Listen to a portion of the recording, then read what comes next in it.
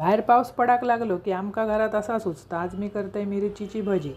मोठी जी भरूच्यो मिरच्यो असत त्या आणलंय, बियो काढले आणि त्याचे लांब असे तुकडे केले। त्याका मीठ हळद आणि लाल तिखट लावून अर्धो तास ठेवून घेतलं। नंतर एका वाडग्यात घेतलंय नुसता बेसनचा पीठ आणि व्यवस्थित त्याच्यात घोळवलंय भजी आणि अशी चुरचुरीत तळून घेतलं। अप्रतिम चव येता। पातळ असे त्याचे लांब असे ना कापून घ्यायचे। ही भोपळी मिरची नाही, दुसरे मिळतात भरूच्यो मिरच्यो त्यो। पावसान इतक्या पिडल्यान 7 दिवस तर घरातच बसवल्यान। दांडिया बिंडिया काय नाही, जरा जाऊन ना नटन थटन अशी फिरान येणार होतो। सगळी बायका बिचारी घरात असत आणि खेळतात ती रेनकोट घालून, कपडार छत्र्यो घेऊन।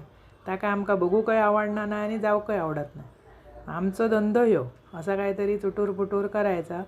ह्याच्याबरोबर केलंय चहा आणि गरमागरम भजी, इतकी सुंदर लागतात, अशी करून बघा।